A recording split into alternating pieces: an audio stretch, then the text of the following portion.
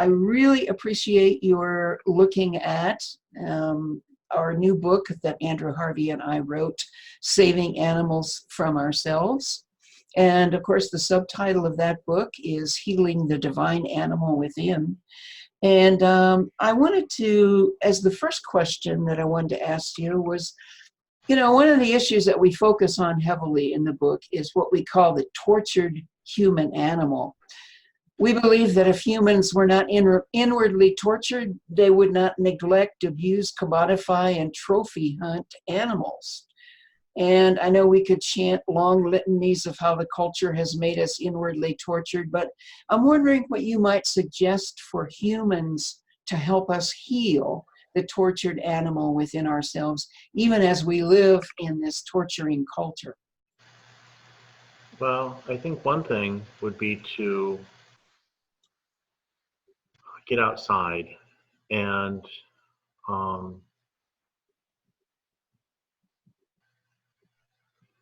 you know, I'm thinking a few things. One of them is that people often ask, what was my, you know, what were some of the points of my awakening as an environmentalist? And one of them was that when I was in second grade, they put in a subdivision right next to where I lived. And so these beautiful meadows and cottonwood trees were all destroyed to make space for a subdivision. And I remember thinking first, that was when I first understood that you can't have infinite growth on a finite planet. I didn't have that language when I was in second grade, but I remember thinking, where will the animals go? And where will the trees go? And all of these beings with whom I had lived, you know, there goes the neighborhood. It's just, and that leads me to,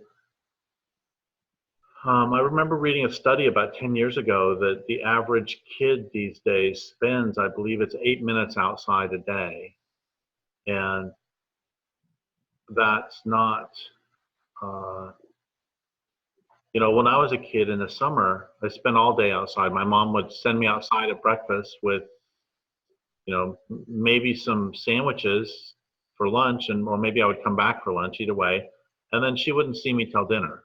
And that was absolutely standard in my neighborhood, in the area. All of us kids were out doing that. And so that was one thing. Another thing that I thought of immediately is that John Livingston wrote about how normally we perceive cities as places of sensory overload. And there's a sense in which I perceive them that way too. And, you know, whenever I'm in a city, I always go to my hotel and pull the drapes shut and just sort of hide in my room, because at the end of the day, I feel so abraded by all the humans and all the sharp corners. And John Livingston made clear, however, that he thinks that cities are places of great sensory deprivation. And the reason is that all of the sensory perceptions that we have are either created by or mediated by humans. So basically a city is a giant echo chamber. Yeah. And a house itself is an echo chamber. You know, there's books over there. I'm looking into a computer. Fortunately, there's a dog licking my hand. So that's one perception that's not mediated or created by humans. And what John Livingston said was that if we that beings in echo chambers soon begin to hallucinate, and that's what we're doing. That he says that our ideologies are hallucinations based on our sensory deprivation. And I know that's a bunch of fancy language and it seems sort of abstract, but another way to put it is that, you know, I consider myself fairly attuned to nature, but I can probably identify, I don't know, 4 or 5 bird songs, and I can identify, you know, probably 100 corporate jingles. And if you play me the start of a varied thrush song, I don't know that I can continue it. But if you play me the first 3 notes of Stairway to Heaven, I can. And so we come to believe that only humans exist and only humans matter. And that's a hallucination. And it's widespread across the culture. This is how this culture can, torture billions of animals every day for the completely atrocious food industry. And it can torture billions of plants every day because they're even worse. They have even less sentience according to that perception. And this is how we can kill the planet, and nobody seems to care. And I'm gonna see if I can do something without it disturbing the dogs too much. Okay.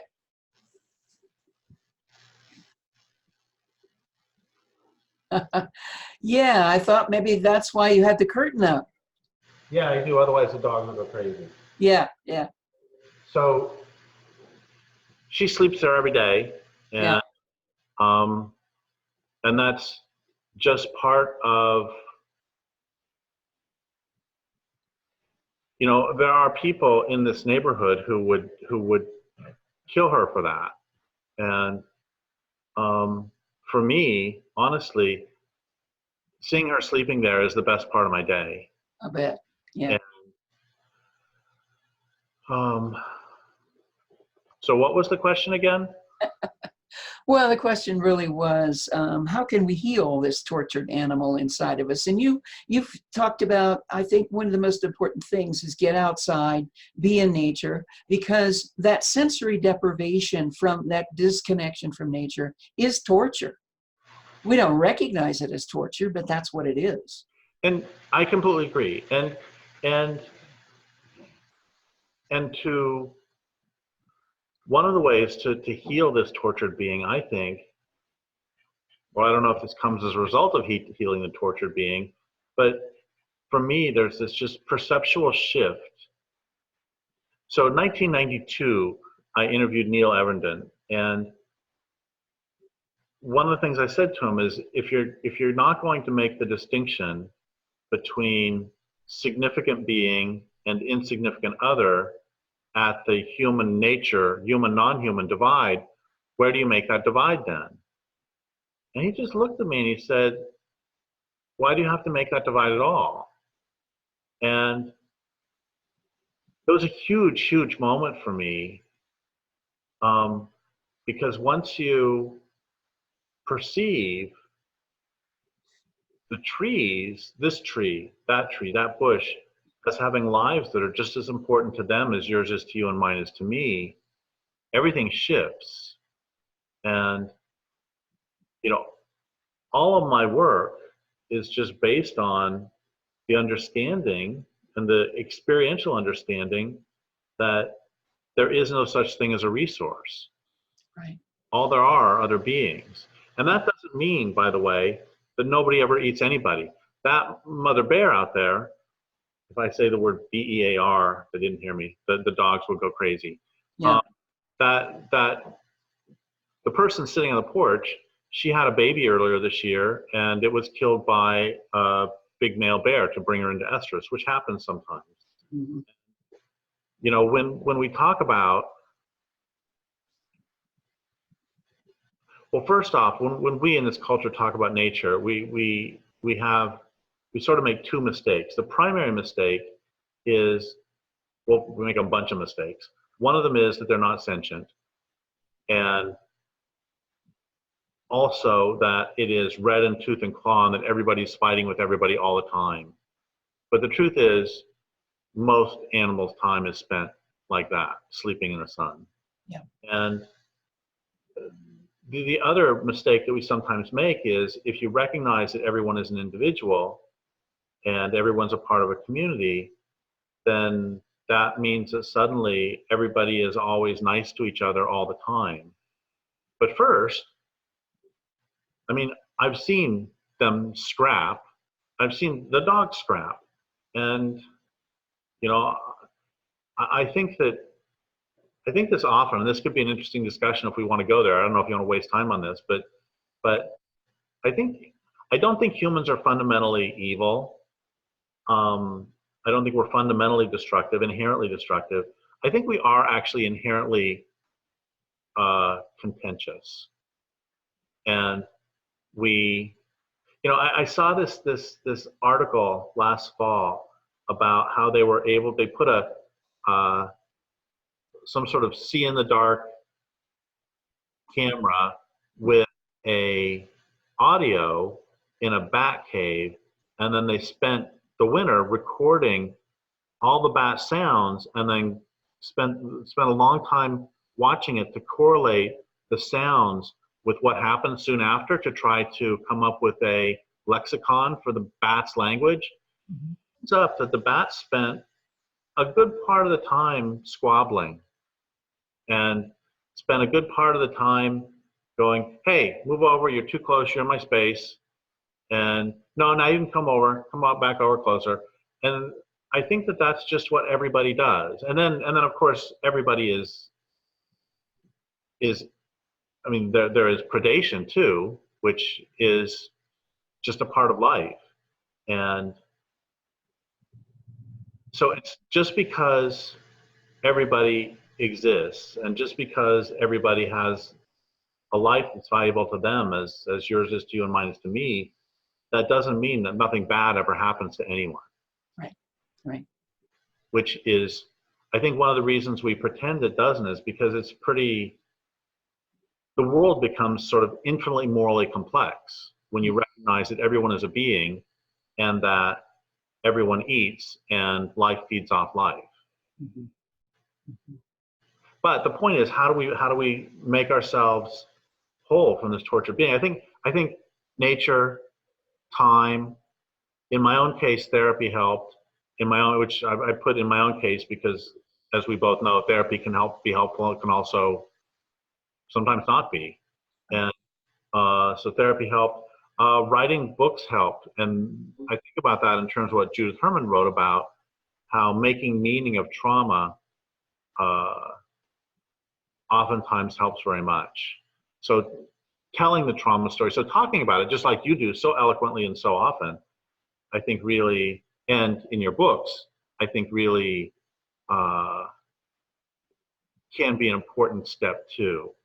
It's like, I've said go out in nature, and then I said, well, there was a conversation with Neil Everington, and then there was what John Livingston wrote, and then there's what you write, and none of those are out in nature, but they're supposed to work together. The books are supposed to point us outside. Right, right. Well, very connected with all of this is my next question, which is, what can animals teach us? I know from your writings that you have a great deal to say about this. You've written an entire book on the delusion of human supremacy, and I'd love to hear you talk more about what animals can teach us, because that is certainly one way that this tortured animal within us can be made whole. Well, first off, that we're not alone. And there's this line that I like to quote about this astronomer going on and on about why we need to explore Mars. And the reason that he said we need to explore Mars is to answer that most important question, which is, are we all alone? It's like, what a moron. Where you can say that, right now there's a cat on my lap, there's 2 dogs and a BEAR sleeping within Mm-hmm. Mm-hmm. 30 feet. There's all these plants. And so I think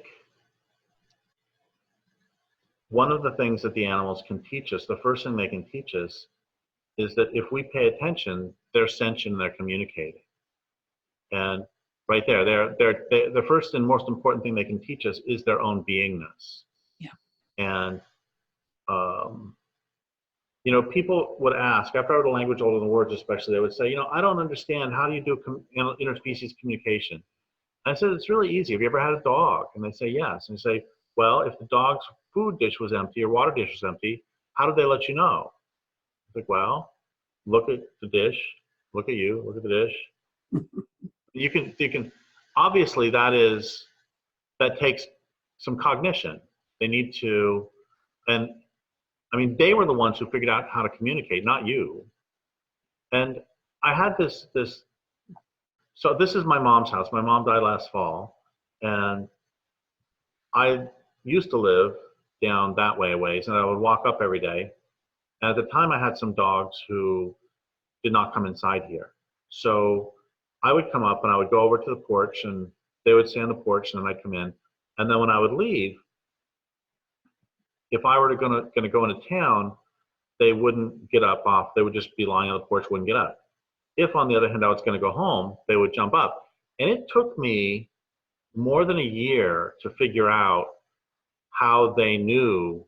I thought this was ESP or something at first. And then I realized what they knew is if I'm holding the keys in my hand, I'm getting in the car, so don't bother. And the point is that they're really paying attention to another being. Mm-hmm. For crying out loud, we don't even pay attention to humans that closely. Right. And so the first lesson they can teach us is to pay attention. And then once there's that, there's an infinite number of lessons. And this is a very small one, but it's kind of interesting that when I lived in Spokane, because I eat meat, I felt it was important to be able to kill the actual animals I'm eating. And so I was raising chickens, and then also I had the dogs, and the dogs were very good about, they did not attack the chickens. The chickens ran free, and the dogs just ran around with them. It's all fine. But what I noticed is one dog would,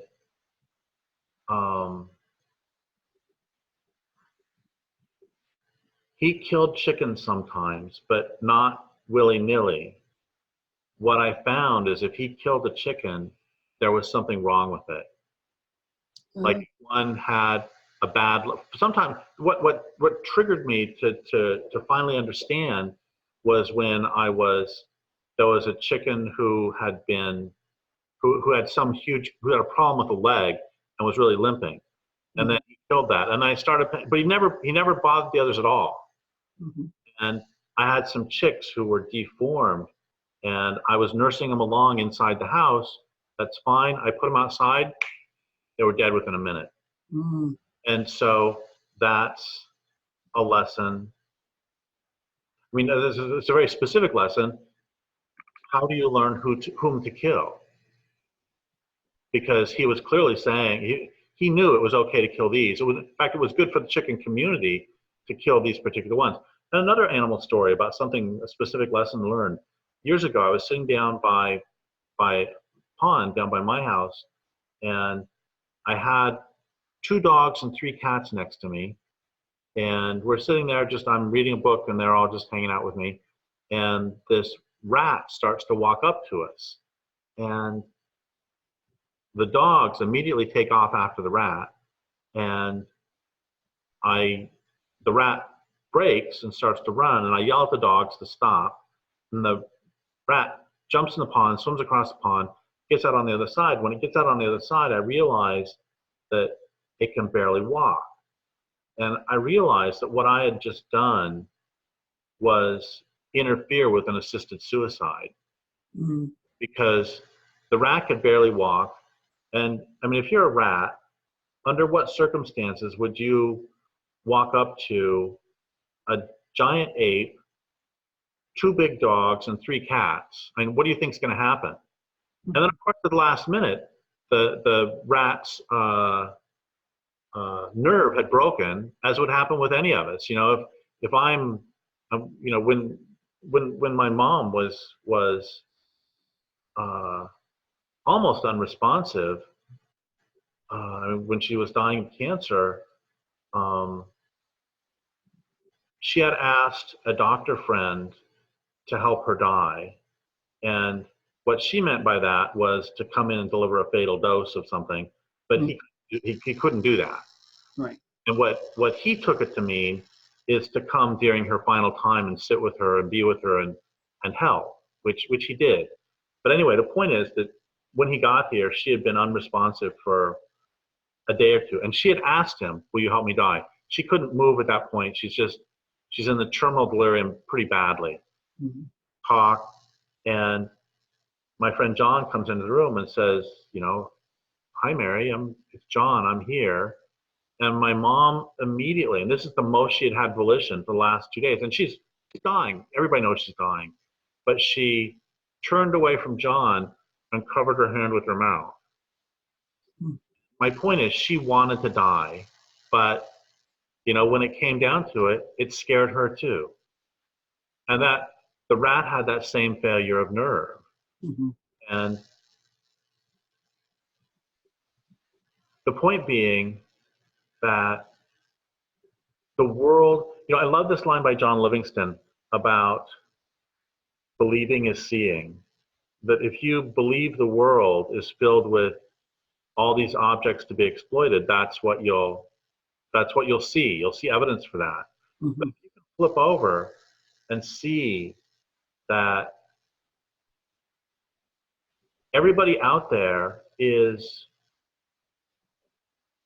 alive, sentient, their own lives, which are radically different intelligences than yours and mine. Your intelligence and mine is radically informed by the fact that we have two eyes facing forward and that vision's our primary sense.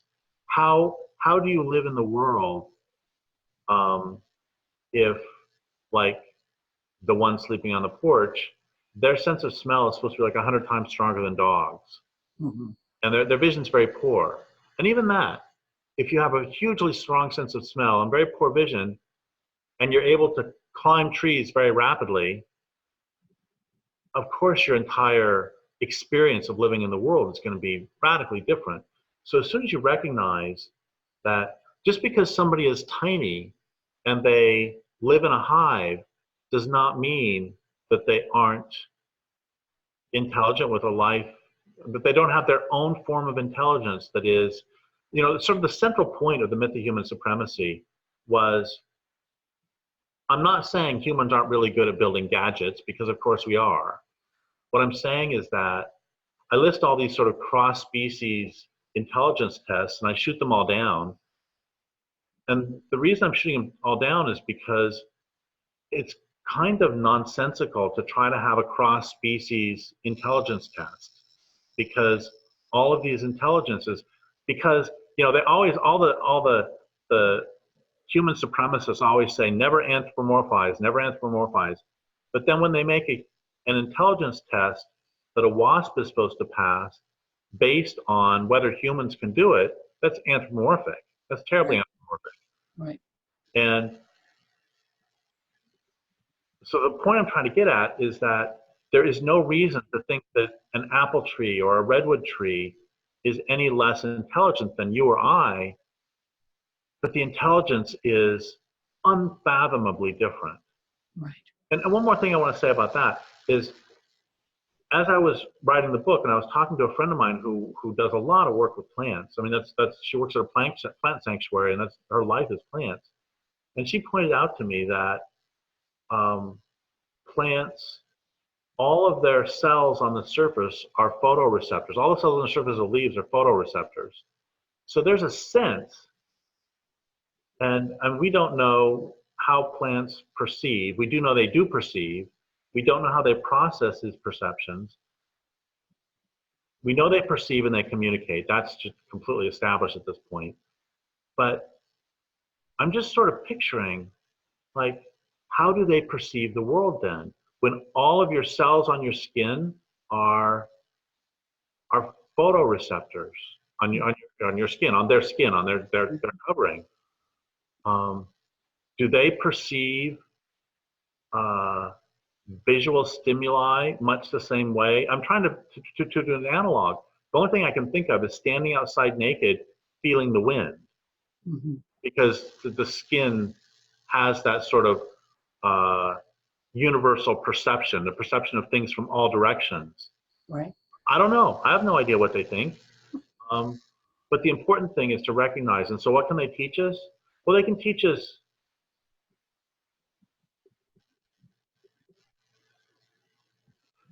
I'm thinking about pictures I've seen of slaughterhouses and pictures I've seen of vivisection labs. And I was just reading this horrible thing last night about, in 1925, just basically to see if they could do it. Two scientists tried to make a telephone out of a cat by attaching wires to its head. They cut open its head, stuck in electrodes, attached those to a telephone, and then spoke into the ear to see if they could hear it in the telephone.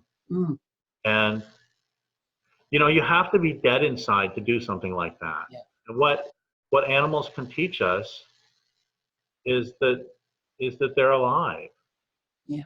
That the world consists of this, and I'm taking this language from Vine Deloria, the world consists of this giant. The world is not a game of Monopoly where you try to run the board. It's not a game of Risk where you try to conquer the board. Instead, it's a symphony where you're supposed to play your proper role at the proper time. And Gloria was talking about how it is the goal of our lifetime, the job of our lifetime, to figure out what that role is and to play it. And animals can help teach us that. Yeah. That's beautiful. And the last question I wanted to ask you has to do with something that you've already mentioned, and you mentioned it in your books. We concluded our book with our personal statement on veganism, and we quoted you.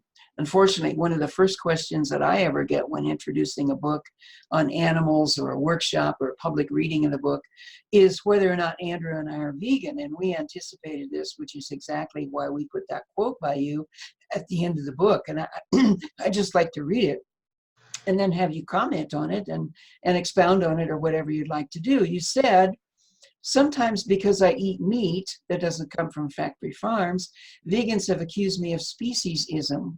But the truth is quite the opposite. I don't believe in the great chain of being. I believe that plants are every bit as sentient as anyone else.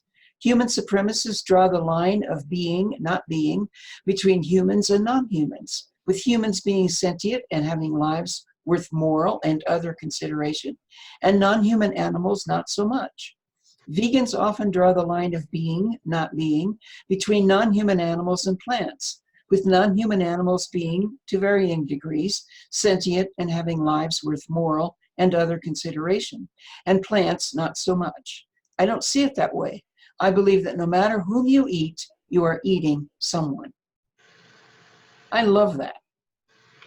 Well, thank you. And when you believe that, the world becomes much more complex, doesn't it? And becomes much more morally complex. There's this great line by, and I'm sorry if I get her last name wrong. I have one of those brain problems where every time I say her name, I can't remember if it's Elizabeth Perkins Gilman or Elizabeth Perkins Gilmore. I think it's Gilman. I think it's Gilman, yeah. Yeah, and I quote this all the time, and it's one of those brain things where you just can't do it.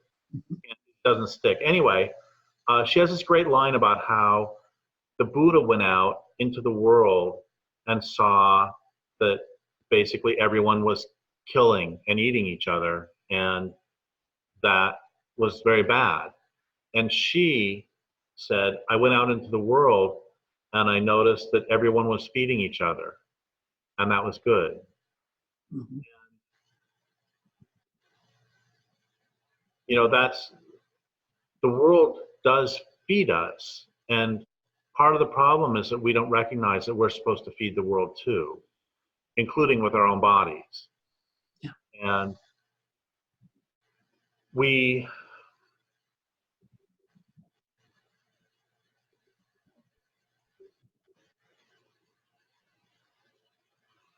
I don't know, part of the problem is that I don't know, I can throw out all sorts of statistics about how they are making a lexicon of chemical language used by plants, that if a plant is being eaten by a caterpillar, it will send out a message to other plants to say, change the composition of your leaves to make them less palatable to this type of caterpillar. And they make decisions based on, mean, how do they, it ends up that they choose where to grow branches, but they will choose branches based on future estimate of the little marginal cost, marginal return analysis of, if I put a branch over here, how will the sunlight be in 5 years by the time the branch gets out there, to maximize my return on effort, to maximize my return on the effort of growing a limb. And there's all sorts of research on that, and there's research on bacteria. It ends up, I just found this so fascinating to learn that bacteria will communicate antibiotic resistance to different strains of bacteria that don't have it yet. Mm. And just because part of our problem is the same anthropomorphization, that we believe that because they're not speaking using their mouths, suddenly it's not speaking. Right. But I mean, even humans communicate through pheromones, we communicate through expression, we communicate through posture. All of those are there. Anyway, so we can provide all this information about things bacteria do that are pretty smart. And, I'm sure we've all seen the research on how facts don't generally convince anybody. And,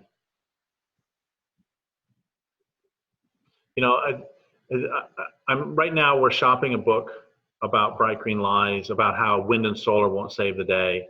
And one of the things we quote in there, Naomi Klein saying, I've been to a lot of rallies and I've done all this other, and I just have to make a confession, which is that polar bears still just don't do it for me. And ultimately this global warming is about us. And that's, I'm really just repeating the same thing that John Livingston said with his book, The Fallacy of Wildlife Conservation. He went through all these arguments for conserving wildlife and then sort of shot them down from a human-centered perspective, or from an industrial-centered perspective.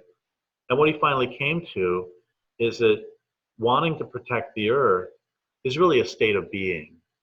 And it's yeah, you can help convince people, or you can plant seeds which may take root.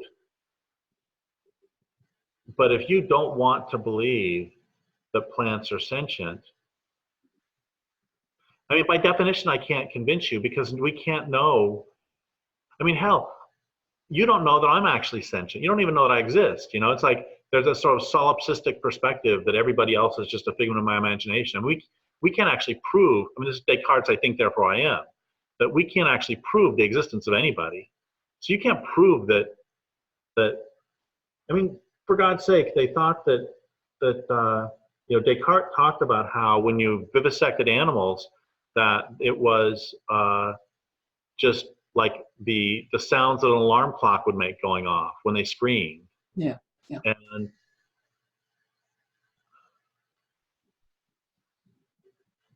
so I'm sort of wandering away from the main point. And the main point is that not only is the universe more complex than we think, and it's more complex than we're capable of thinking, but also the universe is more morally complex than we think.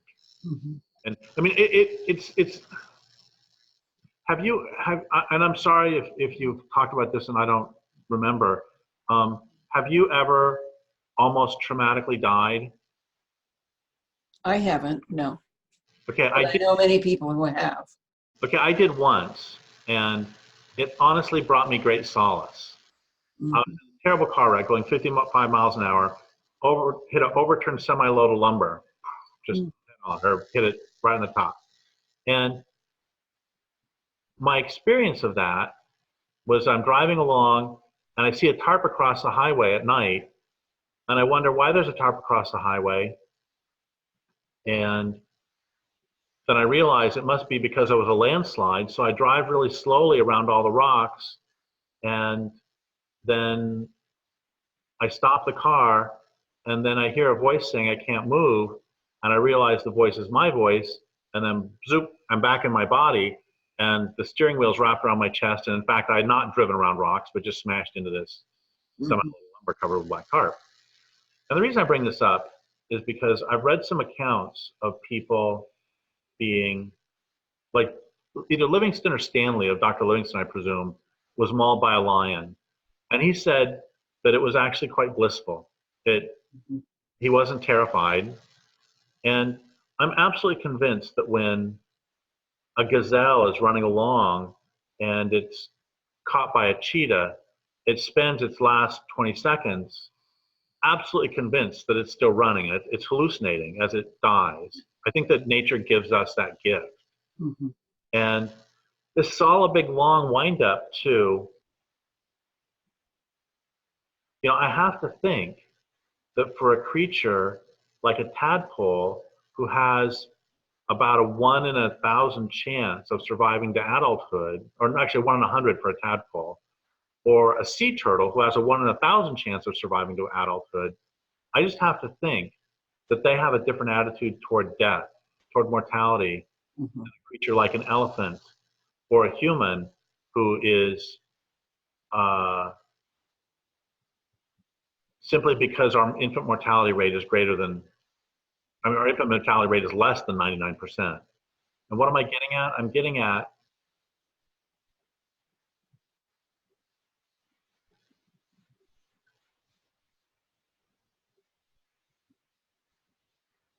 I don't know, I'm trying to weave a whole bunch of things together. And I think one of them is, another thing I just want to drop in is Paul Stamets' notion of nature loves a community. Mm-hmm. I think that what is most important, I think that's another thing nature can teach us, is that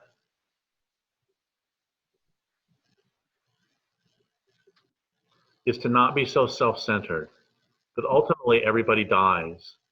And the point is not to extend my life a little bit, although the rat would try to when faced with the dogs. There's nothing wrong with trying to extend your life, but that's not the point. The point is the continuation of the larger community that feeds everybody. Mm-hmm. And I think if you get out into nature, see, this is part of the problem too, is that, I have killed chickens and ducks, and I've killed fish, and I grew up on a farm, so we didn't slaughter cows, but we had cows that were slaughtered. And so I was around that, but then I was not around it for a while. And my mother's death last year was, as well as being very sad, it was also a shock. And I think that's another thing that nature can teach us, is the everydayness of death, and the full recognition that my death is the price of admission I pay for entry to this wonderful place called life. And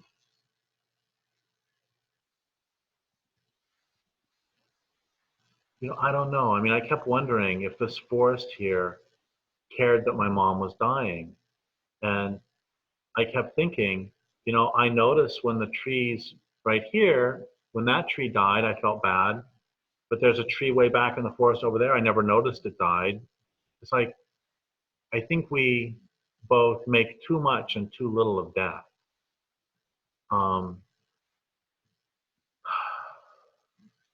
What am I trying to bring? How am I trying to bring all this together? I know what I want to say. I don't know if this will bring stuff together, but I hope it will. But I read a book a couple of years ago called 13 Moons by Charles Frazier, the guy who wrote Cold Mountain. Mm-hmm. In there, he talked about how the story is, it's a novel set from 1820 to 1900 in North Carolina. And the main story is a love story between a man and woman, which I frankly did not find all that compelling. But what I did find compelling was the love story between the man and the land, mm-hmm. and how much he loved that land.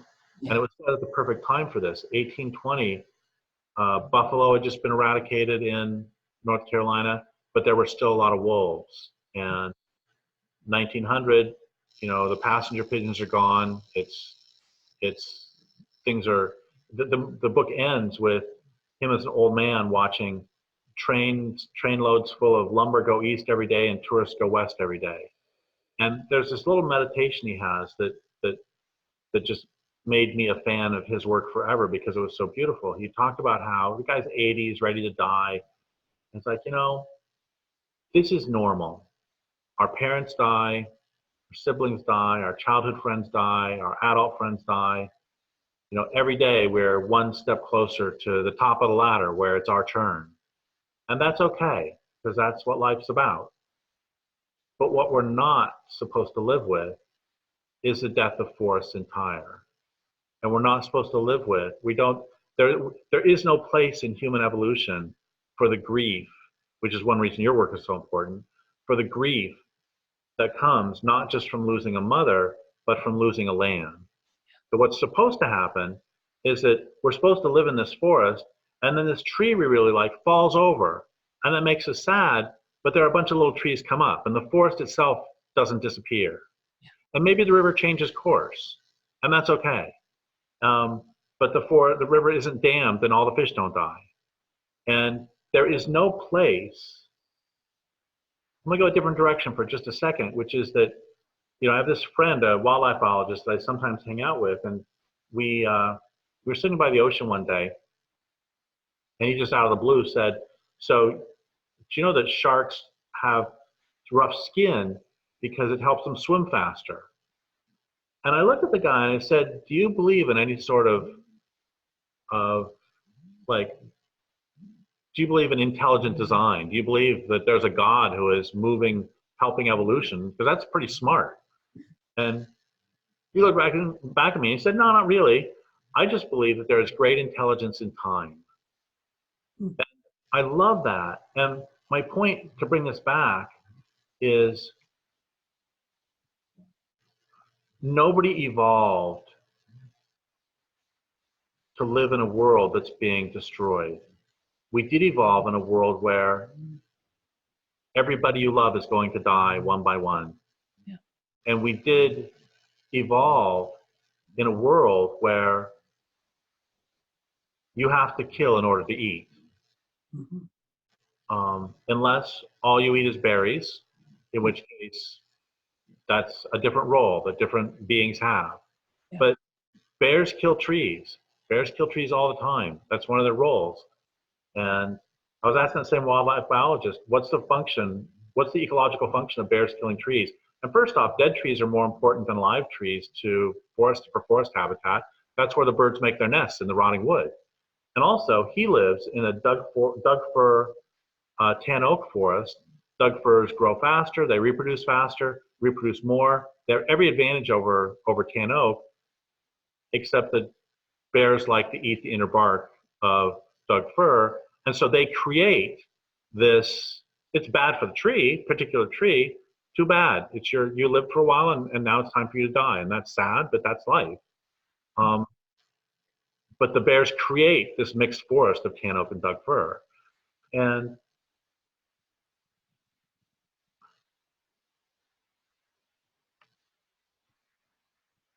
I think ultimately non-humans can teach us the most important lesson of all, which is you're not the point. You've never been the point. Humans aren't the point, and this human isn't the point. I'm here and I die. You're here, you die.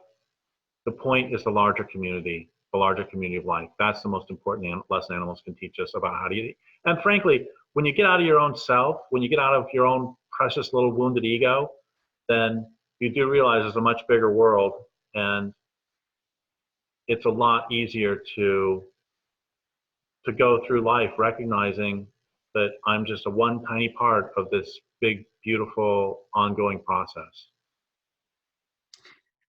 That is a beautiful place to end, talking about saving animals from ourselves and healing the divine animal within. Thank you for that incredible wisdom, Derrick. I really appreciate it. Well, thank you so much. Not to push this too much, but it's a really good book, and thank you so much for writing this book. It's a great book. Thank you. Thank you. Thank you. And good luck with your, what's the title again? The one forthcoming? Oh, Bright Green Lies. Bright Green Lies. Can't wait. Thank you. Have a good rest of the afternoon with your brood. You too. Have a great day. Bye-bye. Bye.